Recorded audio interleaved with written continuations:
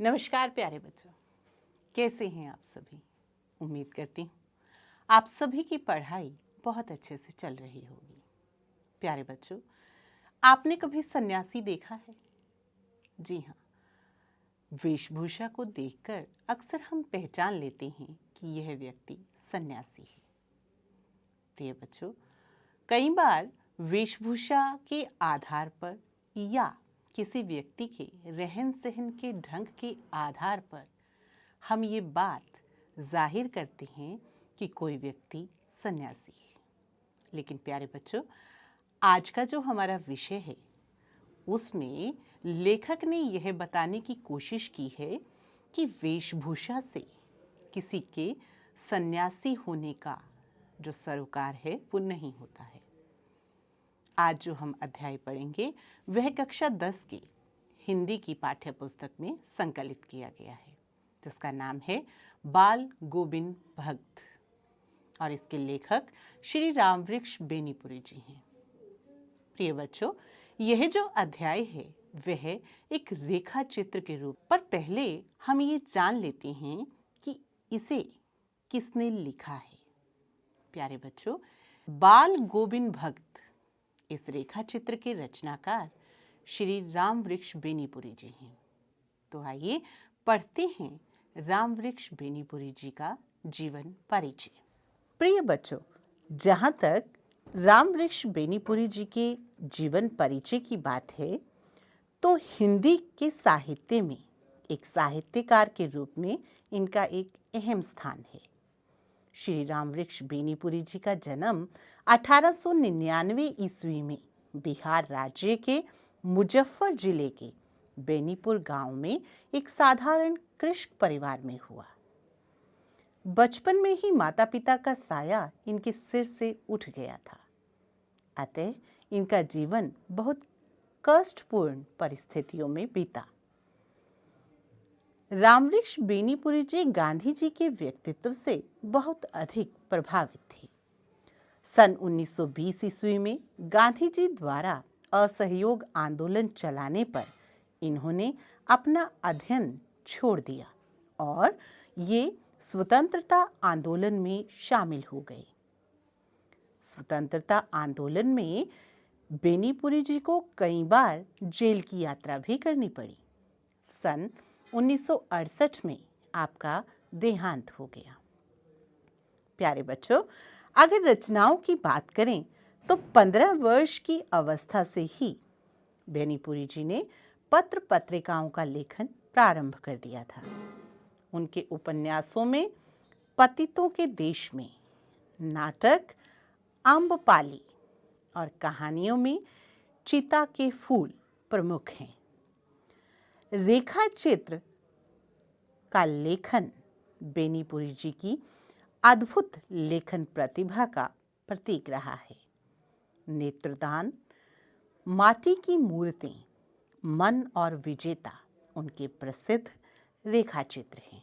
और अगर संस्मरण की बात करें तो जंजीरें और दीवारें तथा मील के पत्थर उनके प्रसिद्ध संस्मरण हैं।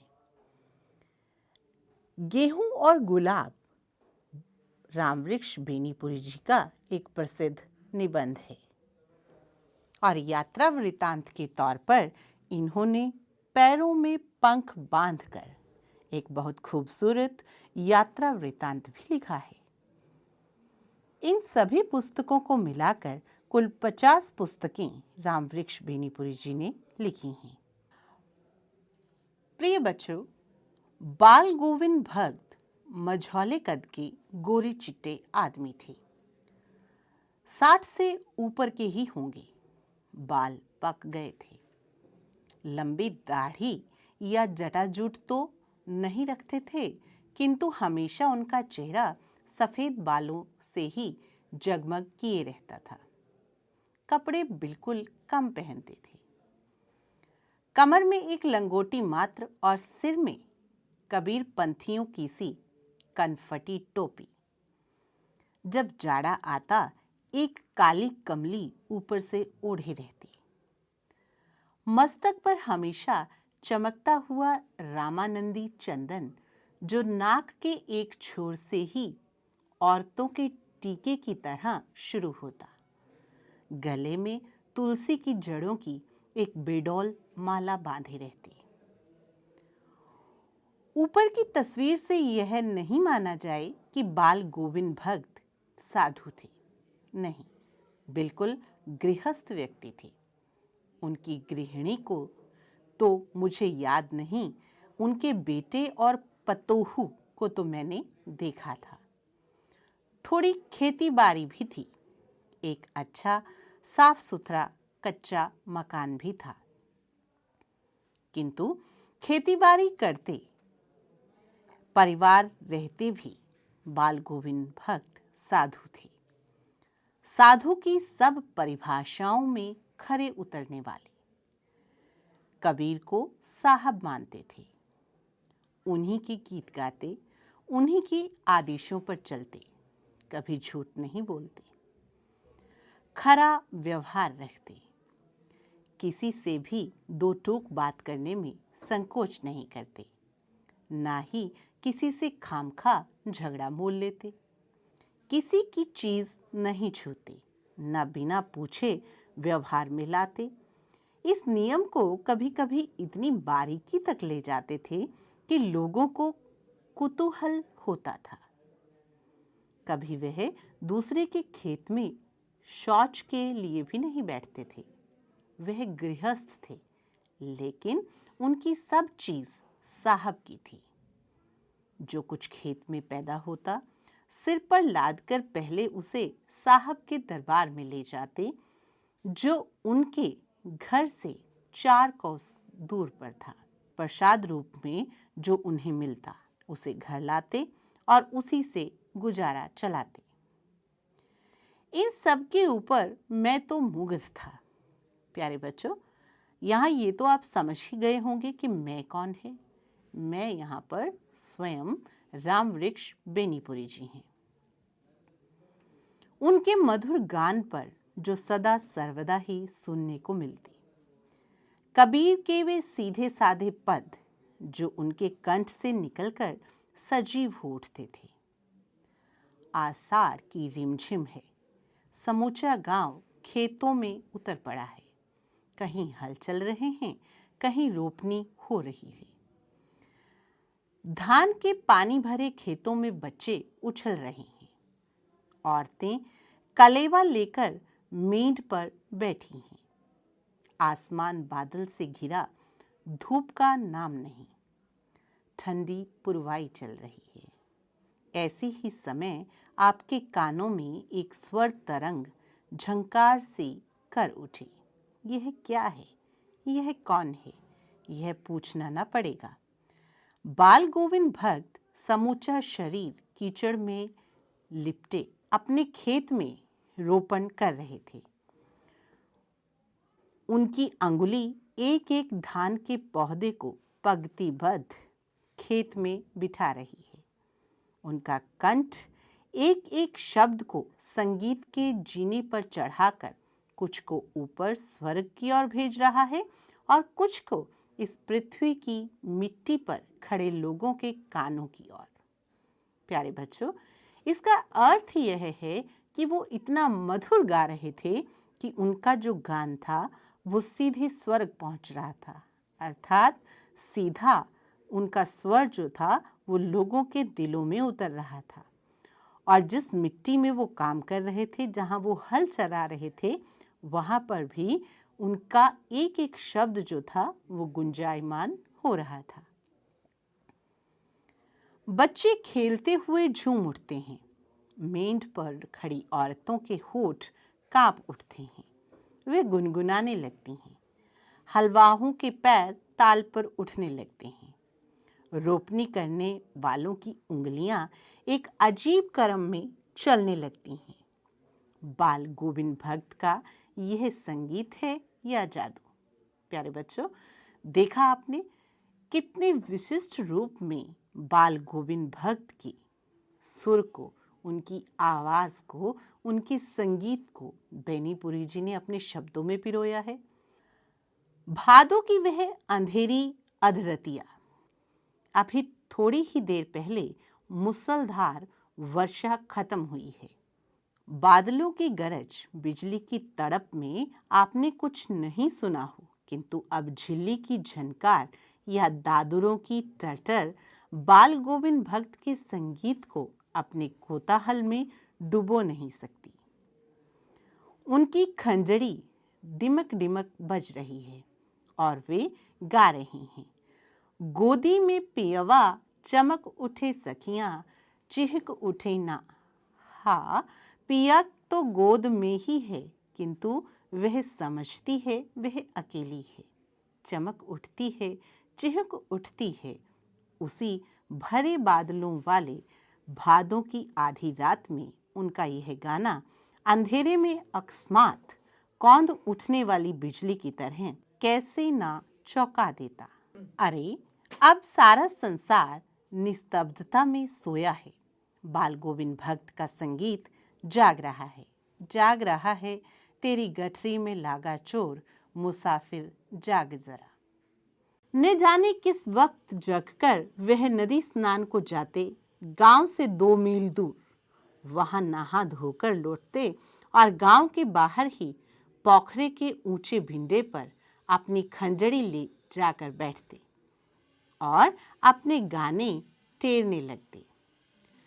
मैं शुरू से ही देर तक सोने वाला हूं, किंतु एक दिन माघ की उस दांत किटकिटाने वाली भोर में भी उनका संगीत मुझे पोखरे पर ले आया। अभी आसमान के तारों में दीपक बुझे नहीं थे। प्रिय बच्चों, इसका अर्थ आप समझ रहे हैं? इसका अर्थ यह है कि अभी आसमान के तारे पूरी तरह से दिन की रोशनी में कहीं गुम नहीं हुए थे, अर्थात अभी दिन नहीं चढ़ा था। हाँ, पूरब में लोही लग गई थी, जिसकी लालिमा को शुक्र तारा और बढ़ रहा था। खेत, बगीचा, सब कुछ पर कुहासा सा छा रहा था। सारा वातावरण अजीब रहस्य से आवृत मालूम पड़ता था।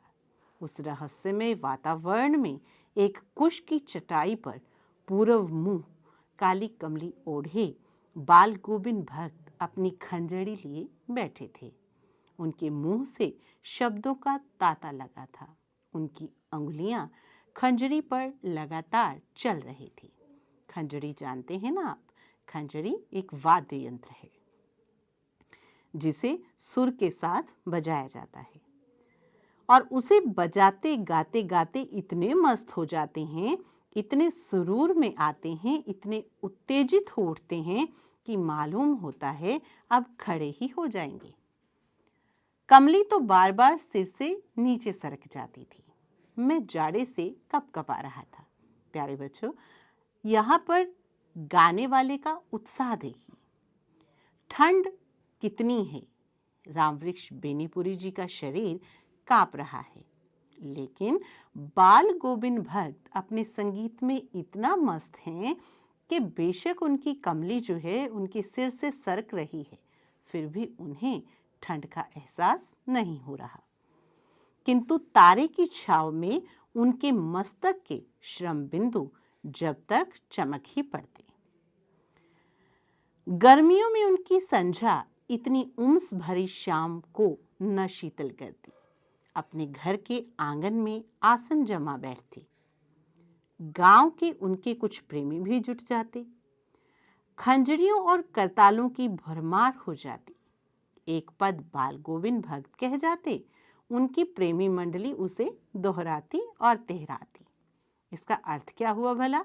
इसका अर्थ यह है कि गर्मियों की सांझ में वो एक मंडली बनाकर संगीत बजाया करते थे और उनके साथ ही उनका अनुसरण किया करते थे। धीरे धीरे स्वर ऊंचा होने लगता, एक निश्चित ताल, एक निश्चित गति से।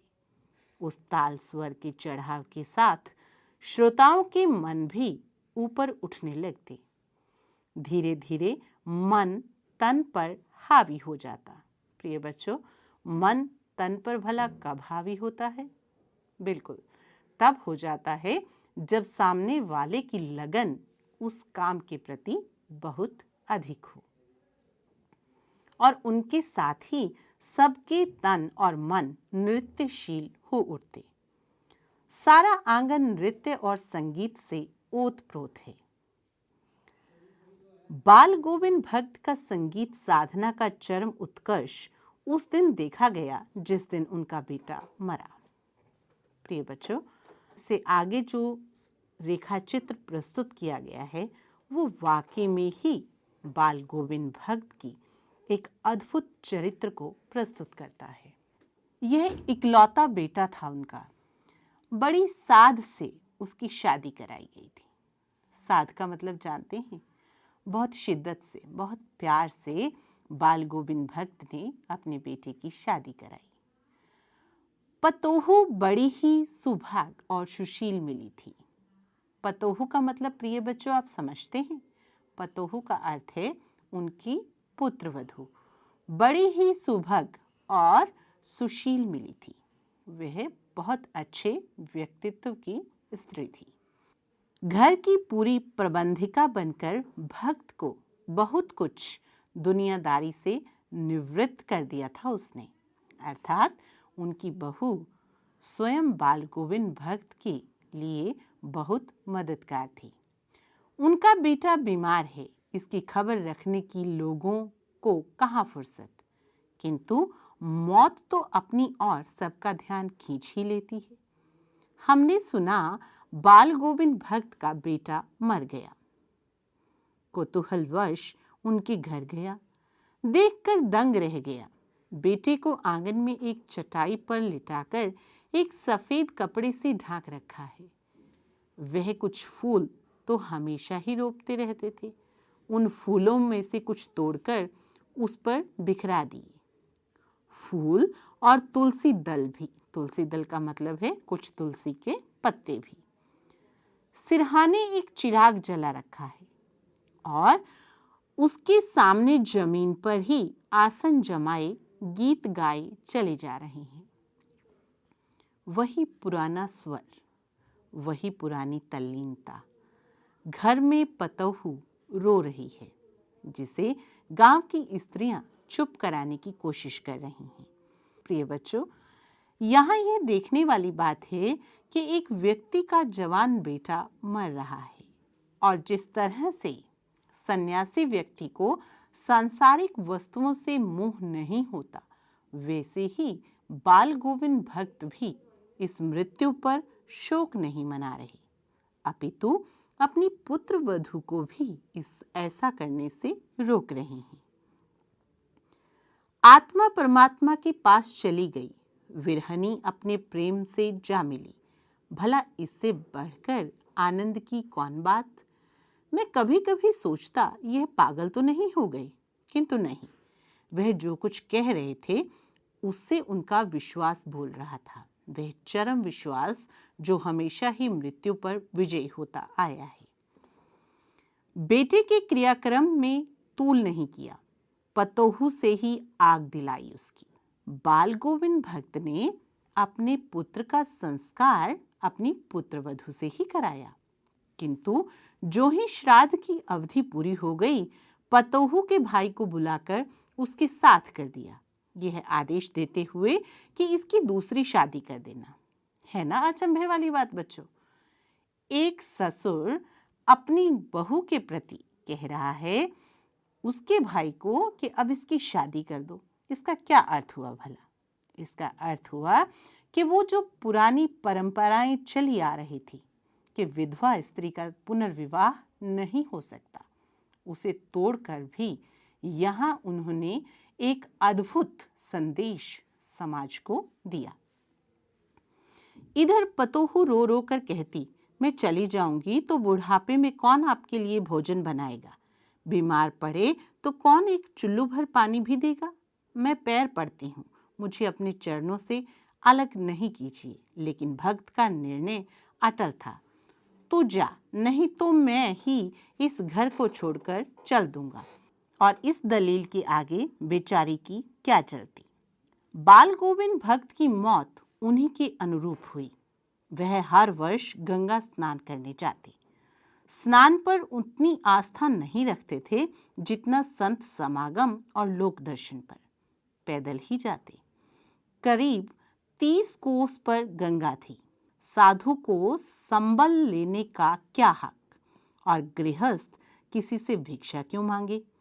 अतः घर से खाकर चलते तो फिर घर पर ही लौट कर खाते। रास्ते भर खंजरी बजाते, गाते, जहां प्यास लगती पानी पी लेते। 4-5 दिन आने जाने में लगते, किंतु इस लंबे उपवास में भी वही मस्ती। अब बुढ़ापा आ गया था, किंतु टेक वही जवानी वाली। इस बार लौटे तो तबीयत कुछ सुस्त थी। खाने पीने के बाद भी तबीयत नहीं सुधरी। थोड़ा बुखार आने लगा, किंतु नेम व्रत जो छोड़ने वाले नहीं थे, वही दोनों जून गीत, ध्यान, खेती बाड़ी देखना। दिन दिन छिजने लगे। लोगों ने नहाने धोने से मना किया, आराम करने को कहा, किंतु हंसकर टाल देते रहे। उस दिन भी संध्या में गीत गाए, किंतु मालूम होता जैसे तागा टूट गया हो, माला का एक एक दाना बिखरा हुआ। भोर में लोगों ने गीत नहीं सुना। जाकर देखा तो बाल गोविंद भक्त नहीं रहे, सिर्फ उनका पंजर पड़ा है। इस रेखा चित्र में कुछ ऐसे शब्द भी आए हैं जो सामान्य ग्रामीण अंचल में बोले जाने वाले शब्द हैं। आइए इनमें से कुछ शब्दों के अर्थ जानते हैं।